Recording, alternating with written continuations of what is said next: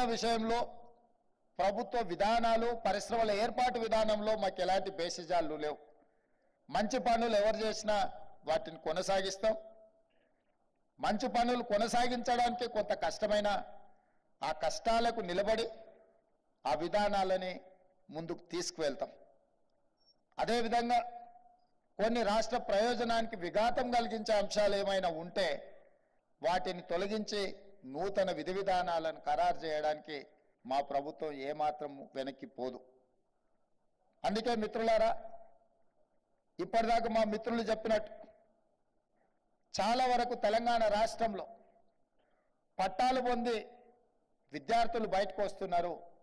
కానీ ఉద్యోగ ఉపాధి అవకాశాలకు వెళ్ళినప్పుడు వాళ్ళు తెచ్చుకున్న పట్టా అక్కడ ఉన్న అవసరాలకు సరిపోవడం లేదు. ఈరోజు they are getting certificates, degrees or PGs, PhD. కానీ నిజంగా ఉద్యోగానికి వెళ్ళినప్పుడు, ఉపాధి కోసం వెళ్ళినప్పుడు ఈ చదువుకు అక్కడి అవసరానికి దెర్ ఇస్ ఎ గ్యాప్. అందుకోసమే ఈరోజు ప్రతి సంవత్సరం మన దగ్గర నుంచి 1,00,000 పైగా ఇంజనీరింగ్ స్టూడెంట్స్ బయటకు వస్తున్నారు. అందరికీ ఉద్యోగాలు దొరకడం లేదు, అందులో కొందరికి మాత్రమే దొరుకుతున్నాయి.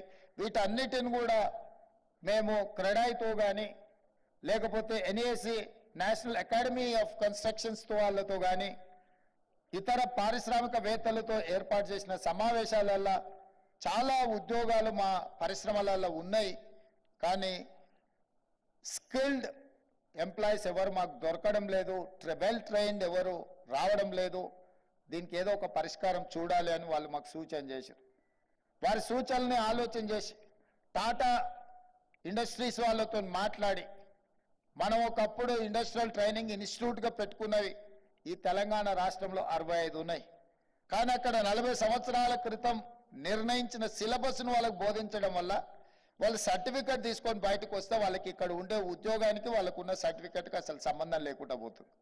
అందుకే టాటా ఇన్స్టిట్యూట్తో మాట్లాడి వాటిని అప్గ్రేడ్ చేయడానికి ఐటీఐలను కాస్త అడ్వాన్స్డ్ టెక్నాలజీ సెంటర్స్గా అక్కడ సాంకేతిక నైపుణ్యాన్ని అభివృద్ధి చేసి సిలబస్ను మార్చి వాళ్ళకి అక్కడ ట్రైనింగ్ ఇచ్చి అక్కడి నుంచే వాళ్లకు పరిశ్రమలకు ఉద్యోగ ఉపాధి అవకాశాలు కల్పించడానికి కాంగ్రెస్ పార్టీ ప్రభుత్వాన్ని ఏర్పాటు చేసిన మరుక్షణం టాటా యాజమాన్యంతో మాట్లాడి 2,400 కోట్ల రూపాయలతో వాటిని ఆధునీకరించే పనిలో మా ప్రభుత్వం నిమగ్నమైంది.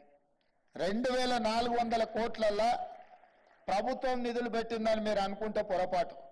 కేవలం 300 కోట్ల రూపాయలు మాత్రమే రాష్ట్ర ప్రభుత్వం కేటాయిస్తే 2,100 కోట్ల రూపాయలను టాటా పరిశ్రమ సిఎస్ఆర్ ఫండ్స్ ద్వారా పెట్టి తెలంగాణ రాష్ట్రంలో వేలాది లక్షలాది నిరుద్యోగ యువకులకు శిక్షణనిచ్చి ప్రయోజకులుగా మార్చి వాళ్లకు ఉద్యోగ ఉపాధి అవకాశాలు కల్పించడానికి ఆ సంస్థ ముందుకు వచ్చింది. ఇది డిప్లొమా లెవెల్ కోర్సెస్. కానీ డిగ్రీ లెవెల్లో కూడా అప్గ్రేడ్ చేయాల్సిన అవసరం ఉంది. స్కిల్ అప్గ్రేడేషన్ అనేది చాలా అవసరం అని గుర్తించి అందుకే ఇండియాలో ఉండే బెస్ట్ ఇన్స్టిట్యూట్స్ని అన్నిటినీ స్టడీ చేసినాం, యూనివర్సిటీని స్టడీ చేసినాం, మన దగ్గర ఉన్న ఐఎస్బిని స్టడీ చేసినాం, IIITని స్టడీ చేసినాం, ఒడిశాలో ఉన్న యూనివర్సిటీస్ని చూసినాం, ఢిల్లీలో ఉన్న యూనివర్సిటీస్ని చూసినాం. వీటన్నిటినీ స్టడీ చేసిన తర్వాత ఒక నూతన విధానంతోనే పబ్లిక్ ప్రైవేట్ పార్ట్నర్షిప్లో యంగ్ ఇండియా స్కిల్స్ యూనివర్సిటీని తెలంగాణ రాష్ట్రంలో మనం ప్రారంభించుకొని ఇండస్ట్రీ డ్రివెన్ యూనివర్సిటీగా అక్కడ శిక్షణ పొందిన ప్రతి వాడికి ఉద్యోగం కల్పించే విధంగా పారిశ్రామికవేత్తలనే అందులో భాగస్వాములుగా చేసి అక్కడ స్టూడెంట్ సెలక్షన్స్ నుంచి క్యాంపస్ నిర్వహణ వరకు అక్కడ ఏ సిలబస్తో వాళ్ళకి శిక్షణ ఇవ్వాలనో కూడా ఇండస్ట్రియలిస్టులే నిర్ణయించే విధంగా ఆ యూనివర్సిటీకి గవర్నమెంట్ వైపు నుంచి ఛాన్సలర్గా కాకుండా ఈరోజు చైర్పర్సన్గా ఆనంద్ మహేంద్ర ఆటోమొబైల్ గ్రూప్స్ చైర్మన్ని మనం పర్సనల్గా తెలంగాణ రాష్ట్ర ముఖ్యమంత్రిగా రిక్వెస్ట్ చేసి వారిని ఆ యూనివర్సిటీకి చైర్పర్సన్గా ఉండేటట్టు ఒప్పించినాం. రేపు వారితోని తెలంగాణ రాష్ట్రంలో ఉన్న ఐటీ, ఫార్మా, అదర్ ఇండస్ట్రియలిస్టులతో అందరితో ఒక సమావేశాన్ని ఏర్పాటు చేసినాం. దాని నిర్వహణకు అవసరమైన కార్పస్ ఫండ్ కూడా ఇండస్ట్రియలిస్టుల నుంచే కలెక్ట్ చేయాలనుకుంటున్నాం. మా జేఎస్ రంజన్ గారు దీన్ని కోఆర్డినేట్ చేస్తున్నారు. నాకు తెలిసి రేపు ఒక్కరోజే, రేపు ఈవినింగ్ ఆనంద్ మహేంద్రతో ఏర్పాటు చేసిన ఈ పారిశ్రామికవేత్తలతో ఒక చిన్న గెట్ టుగెదర్ మినిమం 300 నుంచి 500 కోట్ల రూపాయల పరిశ్రమలు ఈ యూనివర్సిటీని నిర్వహించడానికి ఇవ్వడానికి ముందుకు వచ్చి ఒక కార్పస్ ఫండ్ క్రియేట్ చేసి బడ్జెట్ కన్స్ట్రెయిన్స్ లేకుండా ఆర్థిక ఇబ్బందులు లేకుండా యూనివర్సిటీని నిర్వహించడమే కాకుండా గ్రామీణ ప్రాంతాలలో ఉన్న చదువుకున్న నిరుద్యోగ యువకులకు శిక్షణ ఇవ్వడం ద్వారా ఉద్యోగ ఉపాధి అవకాశాలు కల్పించడానికి ఈ ప్రభుత్వం విధి విధానాలను ఖరారు చేసింది. ముందుకొచ్చిన పారిశ్రామికవేత్తలందరూ కూడా ఆనంద్ మహేంద్ర లాంటి వ్యక్తులకు తెలంగాణ రాష్ట్ర ప్రభుత్వం తరఫున కృతజ్ఞతలు తెలియజేస్తున్నాం. ఇది రాజకీయ ప్రయోజనం కోసం కాదు. ప్రతి సంవత్సరం 1,00,000 మంది ఇంజనీరింగ్ గ్రాడ్యుయేట్స్ బయటకు వస్తే చాలా మంది ఇంజనీరింగ్ చదువుకున్న ఉద్యోగం రావడం లేదంటూ ఉద్యోగాలు ఇప్పించమని వాళ్ళ తల్లిదండ్రులు మా దగ్గరకు వస్తారు.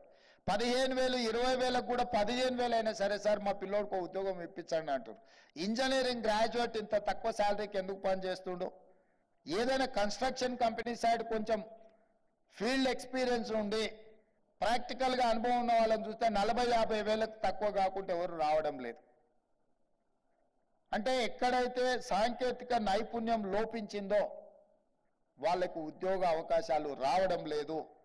అందుకే వాళ్ళందరికీ కూడా స్కిల్ అప్గ్రేడ్ చేసి వాళ్ళకి శిక్షణ ఇవ్వడం ద్వారా పరిశ్రమలకు సాంకేతిక నైపుణ్యం ఉన్న నిరుద్యోగ యువకులను అందుబాటులోకి తీసుకొస్తే పరిశ్రమలు బలపడతాయి, పరిశ్రమలలో ఉత్పత్తి పెరుగుతుంది, తెలంగాణ రాష్ట్ర ఆర్థిక విధానము పెరుగుతుంది అని మా ప్రభుత్వం బలంగా విశ్వసించడం వల్ల ఈరోజు ఆ విధానాన్ని కూడా తీసుకొని ముందుకు వచ్చినాం. ఇదే కాకుండా ఈరోజు వ్యవసాయం దండగా కాదు, వ్యవసాయం పండుగ అని మా ప్రభుత్వం యొక్క ఆలోచన, మా విధానం. అందుకే రైతులకు ఉచిత విద్యుత్ ఇచ్చినాం, రైతులకు రుణమాఫీ చేసినాం, రైతులకు సబ్సిడీలో ఇత్తనాలు ఇచ్చినాం, రైతులకు సబ్సిడీలో ఎరువులు ఇచ్చినాం, రైతులకు సబ్సిడీలో వ్యవసాయ పనిముట్లను ఇచ్చినాం. అయినా రైతుల జీవితాలలో మార్పు రావడం లేదు, ఆర్థికంగా నిలదొక్కుకోవడం లేదు. ఈ రోజు కూడా రైతులు ఆత్మహత్యలు చేసుకునే పరిస్థితి ఉన్నది. దీన్ని నిశ్చితంగా గమనించాల్సిన అవసరం తెలంగాణ సమాజానికి ఉన్నది. నిన్నగాక మొన్న బట్టి విక్రమార్క గారి సహకారంతో 2 లక్షల రూపాయల వరకు రుణమాఫీని 18,000 కోట్ల రూపాయలను 27 రోజుల్లో రైతుల ఖాతాలో వేసి రైతులకు రుణ విముక్తులను కలిగించిన చర్యలు కూడా చేపట్టినాం. అయినా రైతుల కష్టాలు తీరడం లేదు. గ్రామీణ ప్రాంతం నుంచి వచ్చిన నేను దీన్ని నిశితంగా గమనించి పరిశీలించి మీ ముందు ఉంచుతున్న మాట ఏంది అని అంటే, కుటుంబంలో చాలా మంది వ్యవసాయం మీదనే ఆధారపడడం వల్ల వ్యవసాయం ద్వారా వచ్చిన ఆదాయం కుటుంబానికి సరిపోవడం లేదు. ఒక కుటుంబంలో 10 మంది ఉంటే 10లో 8 మంది వాళ్ళకున్న 5 ఎకరాల భూమి మీద వ్యవసాయం మీదనే ఆధారపడడం వల్ల 5 ఎకరాలలో పండించిన పంట కుటుంబంలో ఉండే 8 మందికి ఖర్చులకు, అవసరాలకు, ఆర్థిక ఎదుగుదలకు ఉపయోగపడడం లేదు. అందుకే ఈరోజు తెలంగాణ రైతాంగానికి నా సూచన, నా విజ్ఞప్తి, కుటుంబం వ్యవసాయం వదలొద్దు. Agriculture is our culture. ఈ అగ్రికల్చర్లో మన కుటుంబం అంతా కూరుకపోతే మనం అప్పుల్లోనే ఉంటాము. అందుకే కుటుంబంలో 2 3 వ్యవసాయం చేస్తే మిగతా వాళ్ళు వ్యవసాయం నుంచి బయటకు వచ్చి ఉద్యోగ ఉపాధి అవకాశాలలో రాణించాలి, వ్యాపారాలలో ఎదగాలి. అప్పుడే మన కుటుంబాలు ఆర్థికంగా ఎదుగుతాయి. చాలామంది ఈరోజు కృష్ణా, గుంటూరు జిల్లాల నుంచి మొదలు పెడితే నిజామాబాద్, ఖమ్మం లాంటి జిల్లాలలో ఉన్న రైతుల కుటుంబాలు ఒకప్పుడు గొప్ప వ్యవసాయదారులుగా ఉన్న వాళ్ళు కూడా వాళ్ళ పిల్లలను ఐటీ సైడ్ చదివించడం వల్ల, వాళ్ళు ఐటీ నిపుణులుగా అమెరికాలకు, ఇతర దేశాలకు వెళ్ళడం వల్ల ఆ కుటుంబాలు ఆర్థికంగా ఎంతో ఎదిగినాయి. ఆ కుటుంబాలు అదే వ్యవసాయం మీద ఆధారపడి ఉంటే వాళ్ళకు ఆర్థిక ఎదుగుదల రాకపోతుండే. ఇవాళ మన రాష్ట్రంలో అత్యధికంగా ఆదాయం పెరగడానికి, భూముల విలువలు పెరగడానికి బలమైన కారణము మన యువత సిలికాన్ వ్యాలీని కూడా శాసించేంత స్థాయికి ఐటీ రంగాలలో, ఫార్మా రంగాలలో రాణించడం వల్ల ఆ సంపాదనతో ఈరోజు భూముల మీద పెట్టుబడులు పెట్టినరు. ఒకప్పుడు కృష్ణా, గుంటూరులో 1 ఎకరం అమ్మితే తెలంగాణలో 10 ఎకరాలు కొనే పరిస్థితి ఉండే. ఇవాళ తెలంగాణలో 1 ఎకరం అమ్మితే కృష్ణా గుంటూరులో 100 ఎకరాలు కొనుక్కునే పరిస్థితి వచ్చింది. ఎందుకు అంటే మన కుటుంబాలల్లో చదువుకోవడం వల్ల, సాంకేతిక నిపుణులుగా రాణించడం వల్ల, ఆ కుటుంబాలు ఆర్థికంగా ఎదగడం వల్ల, ఆర్థికంగా సంపాదించిన సంపదను తిరిగి భూమి మీదనే పెట్టుబడి పెట్టడం వల్ల ఈరోజు మన భూముల విలువ బాగా పెరిగింది. ఈరోజు ప్రపంచంతోనే మనం పోటీ పడగలుగుతున్నాం. అందుకే వ్యవసాయం మీద ఆధారపడ్డ రైతులకు అందరికీ నా విజ్ఞప్తి ఒకటే, కుటుంబంలో కొద్దిమంది మాత్రమే వ్యవసాయం మీద ఆధారపడాలి. మిగతా వాళ్ళందరూ చదువుకోవాలి, రాణించాలి, సాంకేతిక నైపుణ్యం పెంపొందించుకోవాలి, పరిశ్రమలు నెలకొల్పాలి.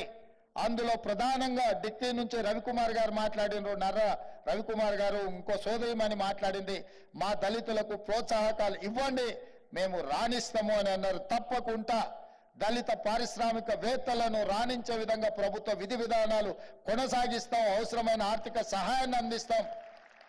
మీరు పరిశ్రమలు నెలకొల్పడానికి అవసరమైన భూ కేటాయింపులు చేస్తాం. ఏ పరిశ్రమ పెట్టాలన్నా రాష్ట్రానికి పాలసీ ఉండాలి. ఆ పాలసీలో సబ్సిడీలో భూములు కేటాయించగలగాలి. సాంకేతిక నైపుణ్యాన్ని